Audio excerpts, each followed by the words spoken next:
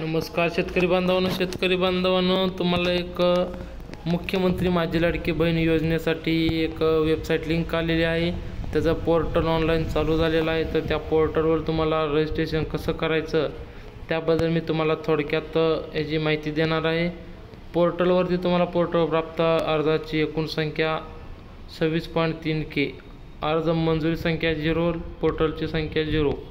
तर मित्रांनो, इथं मुख्यमंत्री माझी लाडकी बहीण योजना राज्यातील महिलांच्या आर्थिक स्वातंत्र्यासाठी, त्यांच्या आरोग्य आणि पोषणामध्ये सुधारणा करणे आणि कुटुंबातील त्यांची निर्णायक भूमिका मजबूत करण्यासाठी महाराष्ट्र राज्याची मुख्यमंत्री माझी लाडकी बहीण योजना सुरू करण्यात महाराष्ट्र शासनाने 28 जून 2024 रोजी मान्यता दिली आहे।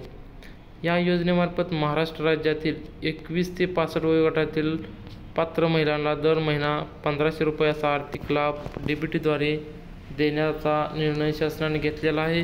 आणि त्यानुसार मित्रांनो, तुम्हाला इथं त्यासाठी अर्ज प्रक्रिया, इथं पात्रता, अपात्रता आणि अर्ज प्रक्रिया इथं दिलेली आहे।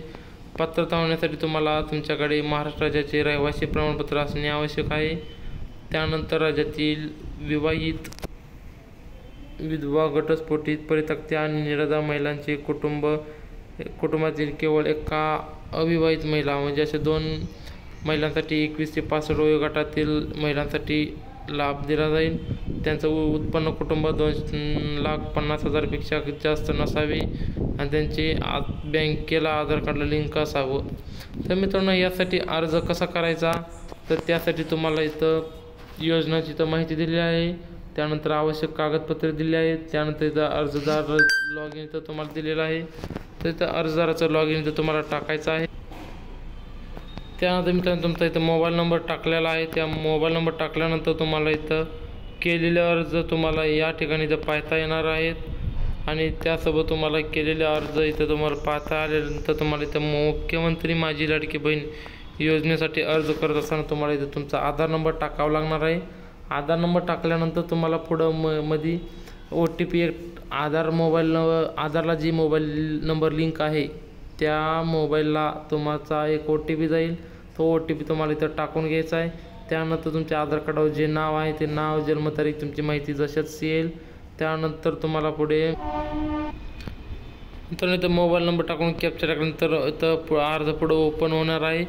त्यानंतर तुम्हाला तुमचे डॉक्युमेंट्स, तुम्हाला 1 नंबरला आधार कार्ड इथं अपलोड करायचं आहे। 2 नंबरला तुमचं मतदान कार्ड किंवा शाळा सोडल्याचा दाखला अपलोड करायचा आहे। आणि 3 नंबरला तुम्हाला आधार कार्डचा, रेशन कार्डचा पुढचा फोटो आणि त्यानंतर पाठीमागचा फोटो, असं वेगवेगळा अर्ज तुम्हाला इथं सबमिट करायचे आहेत।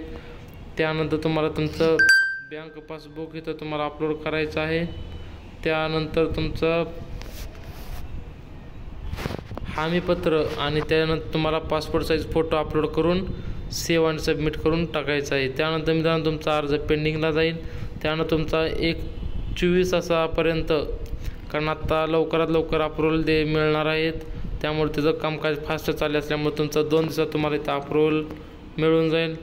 तर मित्रांनो, आपला व्हिडिओ कसा वाटला आणि ते आपल्याला नक्की कमेंटमध्ये नक्की सांगा। आणि इतर तुम्हाला ह्या वेबसाईटबद्दल जर लिंक पाहिजे असेल तरी मी डिस्क्रिप्शनमध्ये तुम्हाला जी लिंक दिलेली आहे त्या लिंकला क्लिक करून तुम्ही त्यावर अर्ज करू शकता।